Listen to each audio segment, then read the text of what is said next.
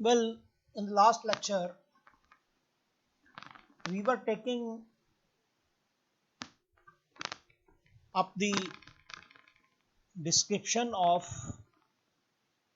energy and power loss in damped simple harmonic oscillator. आज का जो हमारा काम है उसमें हम सबसे पहले देखते हैं कि लॉगरिथमिक डिक्रीमेंट क्या होता है। आपको पता है जो एसएचएम की इक्वेशन है, दिस इज गिवन बाय ये S X is equal to A into e raise power minus B T cos of omega dash T plus five. अब यहां पर यदि देखें तो इसमें दो फंक्शंस का प्रोडक्ट आ रहा है। एक है ये a into e the power minus B T और ये दूसरा है कॉस फंक्शन जो cos omega dash T plus five. तो मैंने पहले बताया था कि कॉस वाला फंक्शन तो रिप्रेजेंट करता है कि हमारे पास ऑसिलेशंस हो रही हैं, और जो एक्सपोनेंशियल फंक्शन है जो e the power minus B t है ये रिप्रेजेंट करता है कि एक्सपोनेंशियली जो एम्पलीट्यूड है वो घट रहा है। तो जो लॉगरिथमिक डिक्रीमेंट है ये हमें बताता है कि हमारी जो डैम्पिंग है, जो लाइट डैम्पिंग है हमारी, उसको कैसे हम माप सकते हैं। तो लॉगरिथमिक डिक्रीमेंट बेसिकली इसकी यदि हम डेफिनेशन की बात करें तो हम ऐसे इसको कर सकते हैं define, the natural logarithm of the ratio of successive amplitudes of oscillations of damped simple harmonic motion separated by one period. This is called logarithmic decrement और इसको हम लैम्डा से डिनोट कर देते हैं जनरली। तो तभी हम यदि यहाँ अपनी इक्वेशन फॉर डैम्प्ड एसएचएम के लिए देखेंगे तो हमने पहले ही कहा कि x is equal to this much. तो इसमें ये जो हिस्सा है ना, ये वाला a into e power minus B T, this is the amplitude of oscillation of damped SHM at any instant of time. तो इसीलिए हम इसको ऐसे लिख लेते हैं कि it is a as a function of t, it is equal to a into e raise power minus B T. ये किसी भी टाइम t पर हमारे पास ये इसका एम्पलीट्यूड होगा। और यदि मैं किसी टाइम t डैश, यदि हम मान लेते हैं कि t dash the time period of oscillations of damped harmonic oscillator, तो t डैश टाइम के बाद कितना एम्पलीट्यूड बनेगा। तो आप ऊपर वाली इक्वेशन में जो t लिया, यहाँ पे ये ऊपर हमने t लिया, इसमें उसमें t plus capital T dash put कर देंगे तो हमारे पास एम्पलीट्यूड इतना आ जाएगा, a as a function of t plus capital T dash is equal to a into e power minus b into T dash capital T dash plus t, ये या ऐसे कह लो t प्लस T डैश कह लो। अब हमने कहा लॉगरिथमिक डिक्रीमेंट, तो therefore logarithmic decrement will be log of this a, ये वाला हिस्सा जो है इसका a as a function of t, ये वाला हिस्सा, and divided by a as a function of t plus capital T dash, ये वाला हिस्सा, ये। अब इसीलिए यदि मैं कहूंगा लैम्डा तो आप कहेंगे it is natural log, that is ln a into e the power minus B T divided by a into e the power minus B into T plus capital T dash. और यदि हम इसको solve करेंगे तो it will be ln e the power B T dash, और ln of e is, अब B T dash तो आगे आ जाएगा पर b तो हमारे पास बीटा अपॉन 2m के बराबर होता है, तो इसलिए हमने इसको ऐसे पुट कर लिया, it is beta T dash upon 2m, क्योंकि log of e is 1, ln e is 1, beta T dash यहाँ लॉग किया गया जाता है। तो ये हमारे पास लॉगरिथमिक डिक्रीमेंट की बात आती है। अब जरूरी नहीं है कि आप हमेशा ऐसे ही कैलकुलेट करो, आप दो सक्सेसिव एम्पलीट्यूड्स की रेशो भी निकाल सकते हैं एक गिवन टाइम टी डैश के बाद। अब मान लो कि a naught and A1 be the first two successive amplitudes of oscillation separated by a time period t dash। तो तब आप a नॉट की बात करेंगे, a naught is equal to a at zero time. ये पिछले वाली इक्वेशन से है, ये वाली इक्वेशन मैं दोबारा दिखा देता हूँ, ये ग्रीन वाली। इस इक्वेशन से आप t को जीरो पुट कर दो तो हमारे पास एट जीरो टाइम जो एम्पलीट्यूड बनेगा उसका मैं नाम रख लेता हूं a के पैरों में जीरो, ये subscripted as zero. It is equal to a at time zero and it is equal to a into e the power zero lambda t. आपने सॉरी ऊपर फार्मूला पीछे आपने पढ़ा है, ये वाला bt माइनस bt, टी को जीरो पुट कर दो इसमें तो ये आ जाएगा a into e the power zero, this is equal to a। और यदि मैं एक टाइम पीरियड टी डैश के बाद एम्पलीट्यूड देखना चाहूं तो मान लो उसका मैं नाम रख लेता हूं a1, तो it will B a not into e the power minus bt dash. So therefore if we divide a naught by a1 we get a naught by a1 is equal to divide a by this quantity a1, we get it is a naught e the power minus bt dash। तो a naught upon a1 will be equal to e the power bt या फिर e the power beta t dash upon 2m। तो इस case में भी हम यदि log लेंगे, log natural of a naught over a1 it is log natural of e the power bt of course dash, तो यहाँ डैश लगा दिया हमने, ये डैश चाहिए, तो this is equal to beta into T dash upon 2m। तो ये भी उतना ही आया क्योंकि b जो होती है वो बीटा अपॉन 2m होता है। तो ये आप पहले तरीके से भी निकाल सकते हैं, इस तरीके से भी निकाल सकते हैं। जरूरी नहीं है कि a नॉट और a1 लो, आप a1 a2 ले सकते हैं, a2 a3 ले सकते हैं, a3 a4 ले सकते हैं। इस ढंग से आप डिवाइड करके कैलकुलेट कर सकते हैं।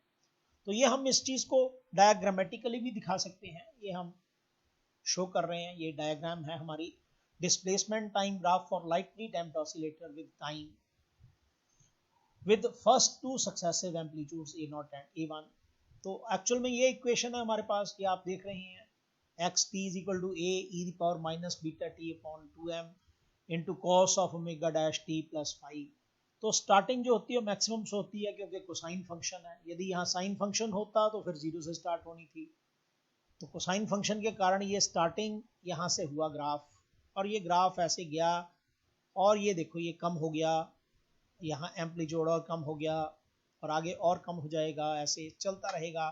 तो ये जो फर्स्ट यहाँ पर जो एम्पलीट्यूड है ये इधर x की वेरिएशन है, x अलोंग y एक्सेस लिया और t अलोंग हमने x एक्सेस लिया हुआ है। तो ये a नॉट हमने जो दिखाया ये एम्पलीट्यूड है जीरो टाइम पे, ये a1 जो हमने बताया ये है हमारा amplitude at t dash time, और ये a2 है ये 2t डैश टाइम के ऊपर है। और यहाँ से मैं यही बता रहा हूँ कि यहाँ तक ये टाइम पीरियड t है, ये यहाँ से एरो लगे हुए हैं और ये अगला एरो ये भी t डैश टाइम है। तो टोटल यहाँ से जीरो से लेकर ये यहाँ तक, यहाँ मेरा कर्सर है, वहां तक का जो टाइम है वो 2t डैश हो गया, इसीलिए ये वाली इक्वेशन बनी हमारी। ये तो इस ढंग से आप जरूरी नहीं है आप यहाँ से इस पॉइंट के एम्पलीट्यूड को डिवाइड कर लो, या फिर इस पॉइंट से इस पॉइंट के एम्पलीट्यूड को डिवाइड कर लो, या इससे और इससे अगले से डिवाइड कर लो, तब भी सेम रिजल्ट से आएंगे और उनका नेचुरल लॉगरिथम लेके you will get the logarithmic decrement. Logarithmic decrement के ऊपर एक ये जनरली प्रॉब्लम पूछी जाती है कि if a naught, a1, a2, so on, an minus 2, an minus 1, an etc. are successive amplitudes of damped SHM, then show that lambda, that is logarithmic decrement, can be expressed as 1 over n ln a naught over an, where ln is log natural logarithm. तो इसका solution निकालने के लिए हम जो पीछे हमने discuss किया है उसी के द्वारा आगे बढ़ते हैं। आप देखो कि जो हमारे पास फर्स्ट 2 सक्सेसिव एम्पलीट्यूड्स थे, उन एम्पलीट्यूड्स की रेशो हमने पिछले टॉपिक में निकाली। वो ये था इसके बराबर e raise power bt dash, और यदि हम b की वैल्यू पुट कर दें तो हमारे पास आएगा e raise power beta t dash over 2m। और लास्ट टाइम मैंने आपको बताया था कि जो रेशो है, ये चाहे स्टार्टिंग वाला a नॉट से a1 लिया जाए या फिर a1 से a2 लिया जाए, रेशो उतनी की उतनी रहती है, या a2 से a3 लिया जाए एंड सो ऑन। तो इसीलिए हम कह सकते हैं कि ratio of the next 2 amplitudes is given by ये a1 over a2 is equal to a naught into e raised power minus bt dash, and then divided by a naught into e the power minus b into 2t dash, क्योंकि उसमें 2t dash time interval हो जाएगा। तो इसका भी यदि आप final में आंसर देखेंगे तो आंसर फिर उतना ही है, that is e raised power bt dash, या फिर आप इसको भी e raise power beta T dash upon 2m लिख सकते हैं, जैसे हमने ऊपर इस हिस्से में लिखा हुआ है, यहाँ पे ऐसे भी लिख सकते हैं। अब इस तरह से आप a2 ओवर a3 निकालेंगे तब भी इतना ही आएगा, ये इतना ही आंसर आएगा। a3 ओवर a4 निकालेंगे तब भी इतना ही आएगा, सो ऑन। और यदि आप an माइनस 1 ओवर an निकालेंगे तब भी ये इतना ही आएगा, that is e raise power bt dash. तो हम क्या करते हैं, हम इन सब की यदि मल्टीप्लिकेशन लेते हैं, जैसे इसकी इसके साथ, तो ये मल्टीप्लिकेशन में आप यहां देख रहे हैं कि a1 अगले वाले a1 से कैंसिल हो जाएगा, यहाँ a2 यहाँ वाला अगले वाले a2 से कैंसिल हो जाएगा। तो हम इसको इस ढंग से लिख सकते हैं कि a naught over an is equal to a naught, ये a naught over an can be expressed as, ये हमारे पास a naught over a1 multiplied by a1 over a2, फिर multiplied by a2 over a3 and so on, और finally यहाँ an minus 2 over an minus 1 and then an minus 1 into over an। अब आप देखें ये वाला हिस्सा है a नॉट ओवर a1, ये e raise power bt dash के बराबर है। ऐसे ही a1 ओवर a2 ये वाला ये इसके बराबर आएगा एंड सो ऑन, क्योंकि सारे बराबर हैं। तो हमारे पास आएगा e raise power bt dash, फिर multiplied by e raise power bt dash, फिर multiplied by e raise power bt dash and so on. और क्योंकि हमारे पास n टर्म्स है तो ये n टर्म्स आएंगी, तो n टाइम्स आ गया ये हमारे पास। तो इसीलिए जब आपने इन सबको मल्टीप्लाई किया तो we get it to be equal to e raise to power bt dash in parenthesis raise power n। अब हम क्या करते हैं, ये इस चीज का लॉग लेते हैं, log taking natural log of both sides. तो ln a naught over an, तो इसका लॉग आ जाएगा, ये जो डार्कन किया, तो this is ln e raise power bt dash, और इसको हम पेरेंथेसिस में लिया हुआ है, इसके रेज पावर n। अब लॉग की प्रॉपर्टी का इस्तेमाल करते हुए n आगे आ गया और bt डैश भी आगे आ गया, और ln e इज 1, तो इसीलिए हमारे पास ये आंसर आ गया n इंटू bt डैश। पर bt डैश आप याद करो, ये तो लैम्डा के बराबर था, हमने पीछे पढ़ा लास्ट टॉपिक में।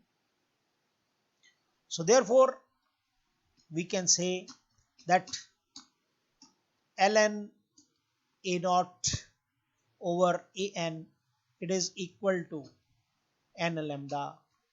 तो यहाँ पर ये n lambda के बराबर हमने प्रूव कर दिया, और यदि यहाँ से हम lambda निकालेंगे तो it will come out to be equal to 1 over n ln a naught over an।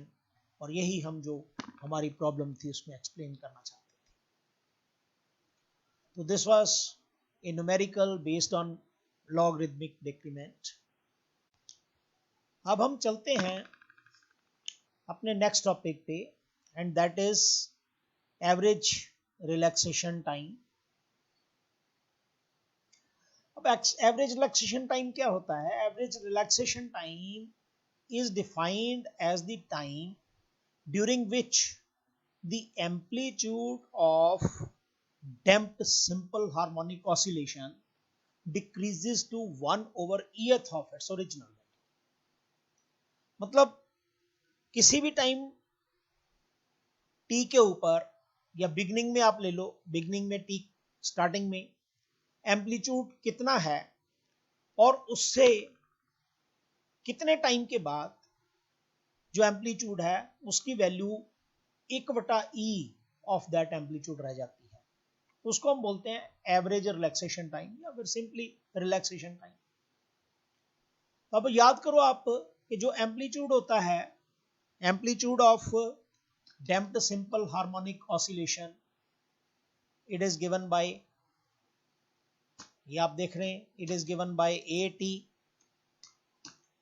it is equal to a naught e raised power minus bt, call it equation 1।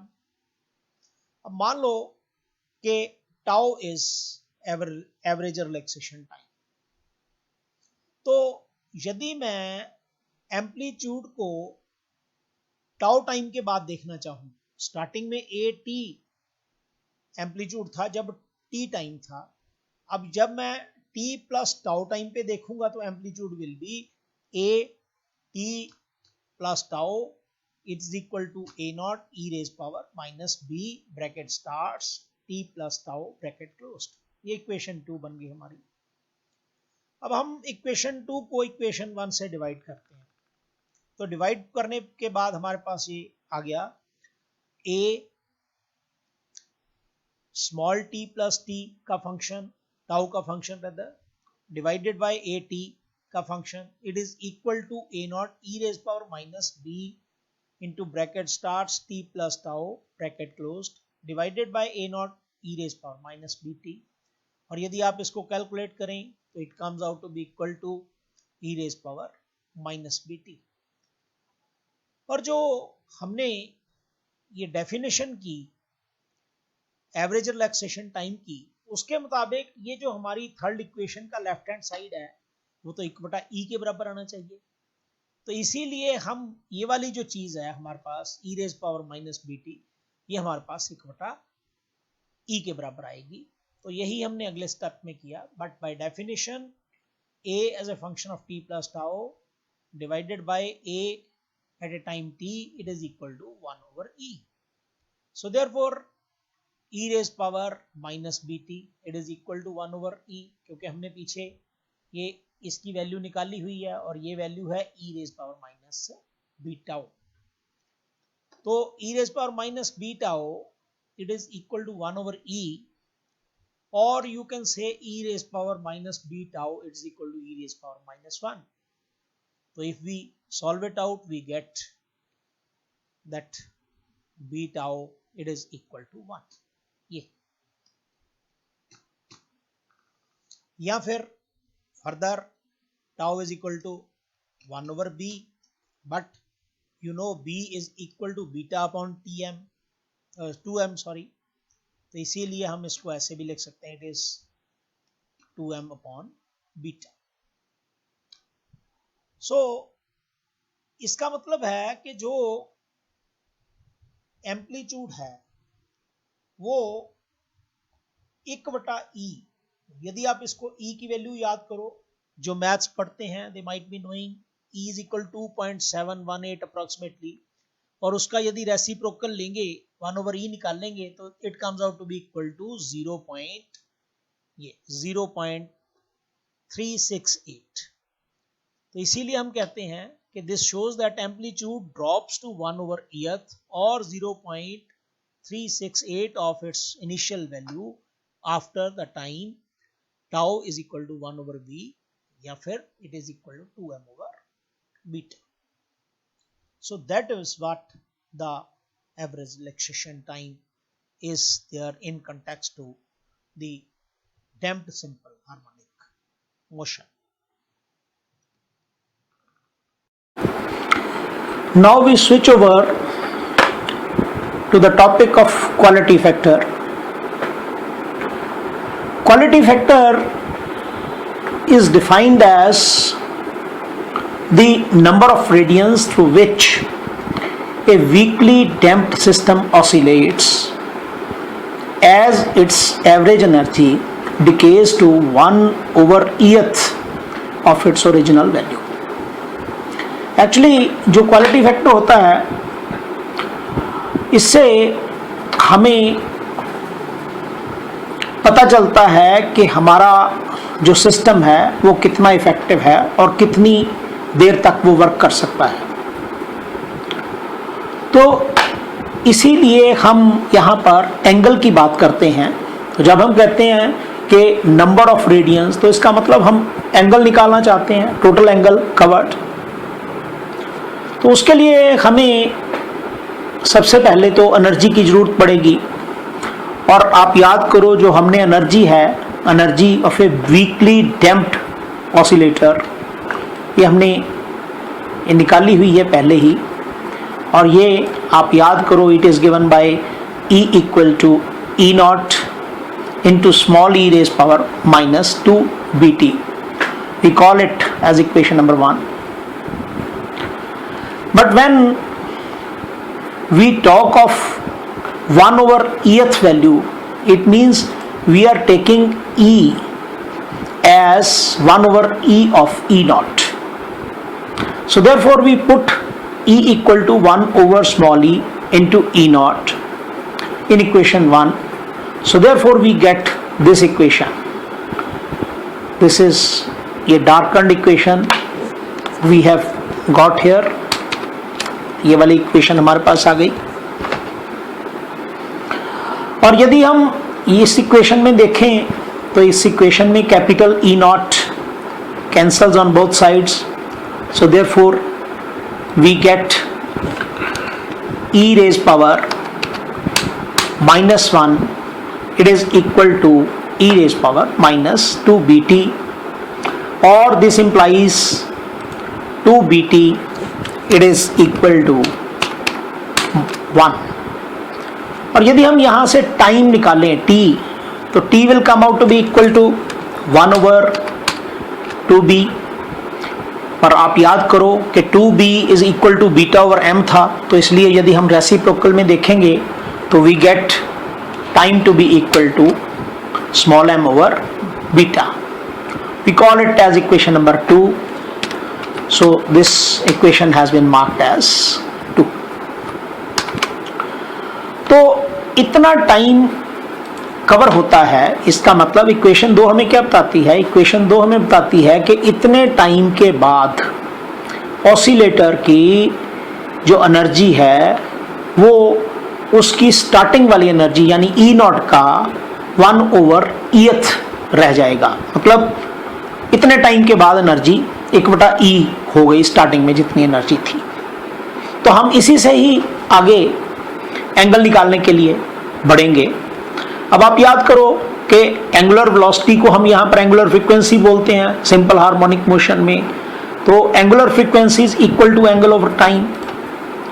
तो देयरफॉर ये याद करो, ये आप ये जानते हैं कि angular frequency is equal to angle over time.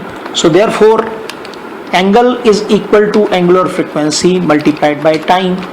But angular frequency for damped simple harmonic motion is omega t. So this comes out to be equal to omega dash t.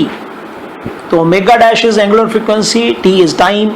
So therefore angle covered is omega dash t.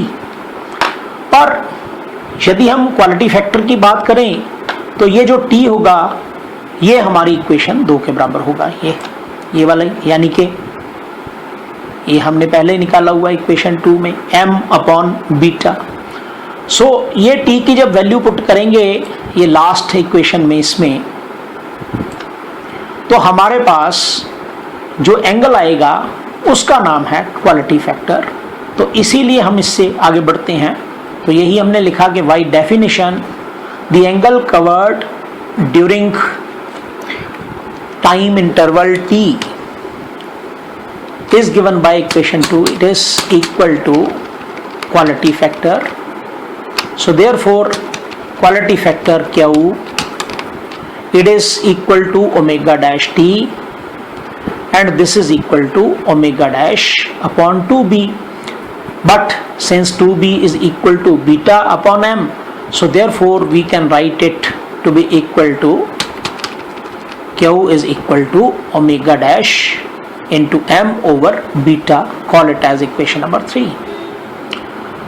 अब यदि हम एक ऐसे system की बात करते हैं जिसमें डैम्पिंग इफेक्ट्स ज़्यादा नहीं है, यानी कि जो फोर्स अपोजिशन की लगी हुई डैम्पिंग फोर्स वो स्मॉल है, तो उसमें जो बीटा फैक्टर होता है बीटा स्मॉल आता है। तो डैम्पिंग यानी कि damping constant beta is small. तो उस केस में यदि बीटा स्मॉल है तो क्यू लार्ज बन जाता है। और ऐसे केसेस में हम कह सकते हैं कि जो हमारे पास ये under of K over M it is much much greater than beta upon 2m। और पर क्योंकि बीटा अपॉन 2m याद करो इट इज b और under K over m is omega, तो हम इसको ऐसे भी लिख सकते हैं this implies that omega is much much greater than b। अब यदि मैं omega square minus B square की बात करूंगा तो नेचुरली है in that case omega square minus B square, क्योंकि b नेग्लिजिबल हो जाएगा। तो उस केस में हमारे पास omega square minus B square will come out to be equal to omega square. ये हमारा जो डार्क पोर्शन आया इसमें आ गया। तो उस केस में हम ओमेगा डैश को कैसे लिख सकते हैं? तो omega dash is equal to under root of, यहां आप देखें नीचे, omega dash is equal to under root of omega square minus B square. या फिर अब क्योंकि हमने पीछे कह दिया कि omega square minus B square is nearly equal to omega square, therefore omega dash can be approximated to omega या फिर अंडर रूट के ओवर एम के बराबर। सो इसीलिए यदि हम ओमेगा डैश को ओमेगा पुट कर देते हैं इन अवर इक्वेशन नंबर 3, यहाँ ये ऊपर वाली इक्वेशन 3 थी, इसमें हम ओमेगा डैश को ओमेगा पुट कर दें तो हमारे पास नीचे ये 4th इक्वेशन आ गई। So that is Q is equal to omega m divided by beta. Call it as equation 4. This is the quality factor for a lightly damped simple harmonic oscillator. तो ये उसका क्वालिटी फैक्टर है जो हमें बताता है। ये एक इम्पॉर्टेंट टॉपिक है। आई होप बच्चे इसको अच्छी तरह समझ गए होंगे और इसको करेंगे भी। अब इसी के ऊपर एक डेफिनेशन और भी बनती है क्वालिटी फैक्टर की, तो इसीलिए हमने इसको लिखा है another definition of quality factor. तो क्वालिटी फैक्टर में also be defined as 2 pi times the average energy stored in an oscillator to the energy lost per cycle. अब एक साइकिल में मतलब energy stored per unit time, एक cycle का मतलब यही हुआ पर यूनिट टाइम पीरियड। और ऐसे ही यदि एनर्जी लॉस की बात करूं तो मैंने आपको कहा था कि पावर लॉस होता है, यानी पावर लॉस पर यूनिट टाइम। पर यूनिट टाइम तो वो होता ही है, क्योंकि पावर लॉस तो हमेशा ही एक साइकिल के लिए ही लेते हैं। तो अब इसको हम एक्सप्रेस करना चाहते हैं इसी ढंग में कि हाँ भाई ये इसके बराबर भी होता है क्वालिटी फैक्टर।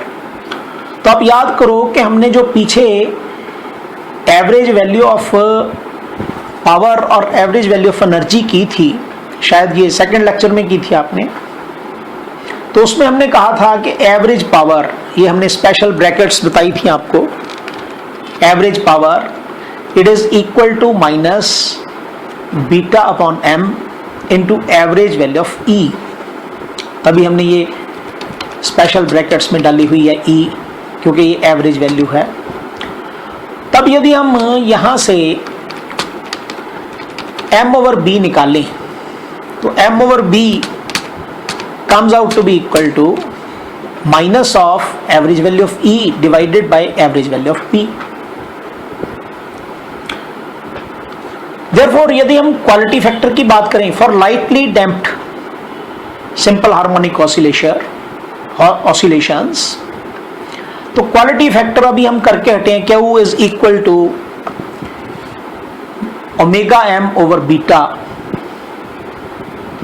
पर इसको आपने याद होगा ओमेगा डैश भी लिखते थे, ओमेगा डैश, क्योंकि हमने कहा था कि ये लगभग ओमेगा और ओमेगा डैश बराबर हैं फॉर लाइटली डैम्प्ड ऑसिलेटर, तो मैंने ओमेगा डैश लगा दिया यहाँ पे।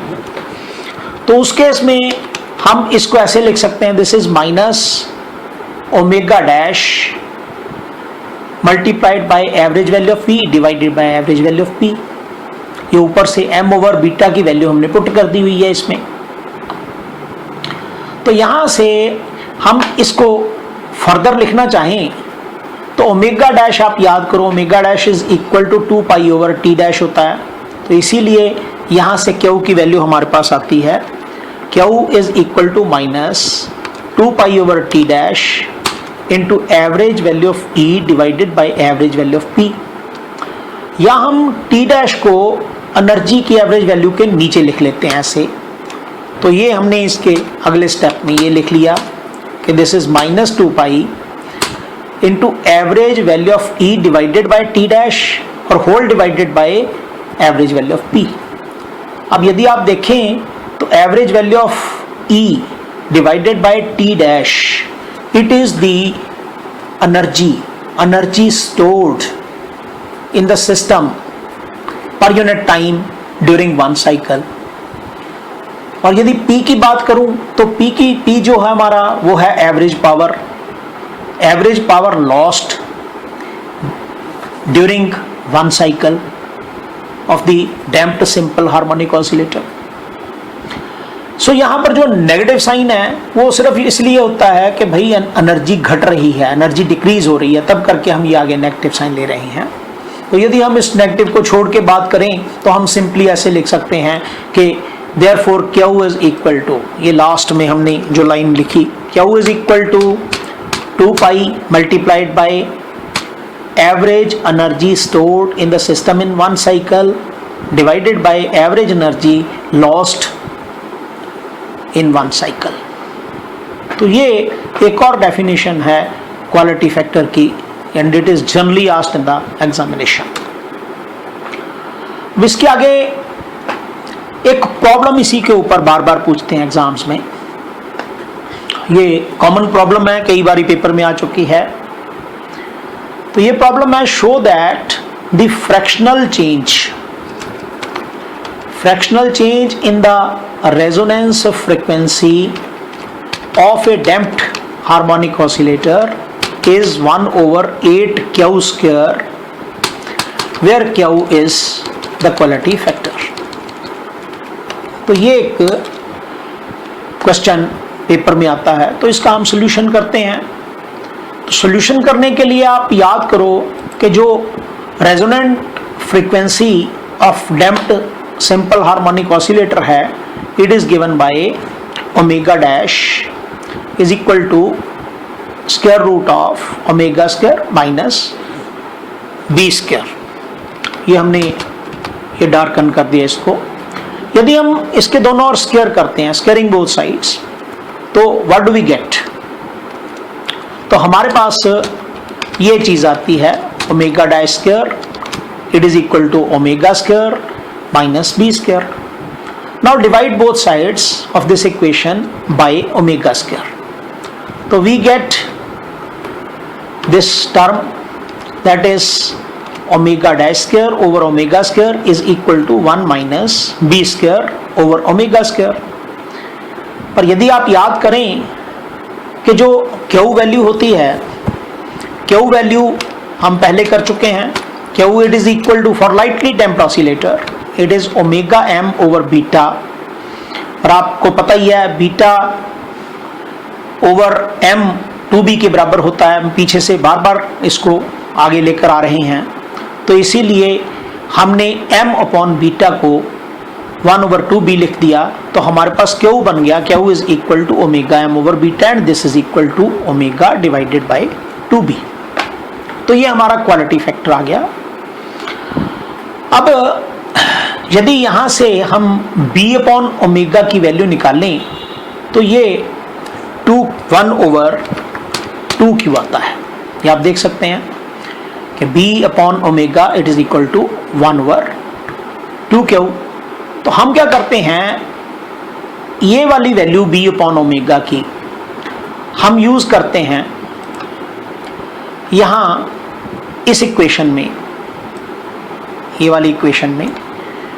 तो ये आप देख रहे हैं पिछले वाली इक्वेशन में omega dash square over omega square is equal to 1 minus B square upon omega था, और यदि मैं दोनों और स्क्वायर रूट लूंगा तो स्क्वायर रूट लेके इसका मेरे पास ये वाली इक्वेशन बनेगी ओमेगा डैश, ये देखो आप देख रहे हैं, ये omega dash over omega it is equal to 1 minus 1/4Q square brackets close raise power 1/2। तो हमने कुछ नहीं किया, ये पीछे इक्वेशन द्वारा हम पिछले पेज पे चलते हैं। ये पिछले पेज के ऊपर ये देख रहे हैं, हमने इस इक्वेशन का स्क्वायर रूट लिया और फिर b ओवर ओमेगा की वैल्यू इसमें पुट कर दी, दैट इज ऑल। और ये वैल्यू पुट करके हमारे पास ये रिलेशन आ गया, ये वाला जो हम डार्कन करके आपको बता रहे हैं। तो अब आप याद करो बाइनोमियल थ्योरम। आपको पता है कि if x is much smaller than 1 then 1 minus x raised power n, this equation is very much known to you, 1 minus x raised power n, it is approximately equal to 1 minus nx in which higher powers of x have been neglected। तो हम ये वाली binomial theorem हम ऊपर अपनी ये equation जिसको मैं फिर डार्क कर रहा हूँ इसके ऊपर अप्लाई करेंगे, और जब अप्लाई करेंगे तो 1/2 आगे आ जाएगा, यह आएगा 1 माइनस 1/2 इंटू 1/4Q स्क्वायर। तो इसको सॉल्व करने के बाद हमारे पास ये नीचे एक्सप्रेशन आ गया, ये ब्लू वाला, ये blue expression omega dash over omega it is approximately equal to 1 minus 1/8Q square. पर हम चाहते हैं फ्रैक्शनल चेंज निकालना, fractional change in resonance frequency omega. Fractional change होता है कि कितना बदलाव हुआ, यानी कि बदलाव बटा ओरिजिनल वैल्यू। तो हमारा जो बदलाव है वो तो हुआ omega dash minus omega, omega minus omega dash, ये वाला ऊपर वाला हिस्सा, ये है बदलाव हुआ, और एक्चुअल वैल्यू थी नीचे ओमेगा। तो ये जो रेशियो आ गई ना omega minus omega dash over omega, इसको हम बोलते हैं fractional change in resonance frequency या रेजोनेंट फ्रीक्वेंसी।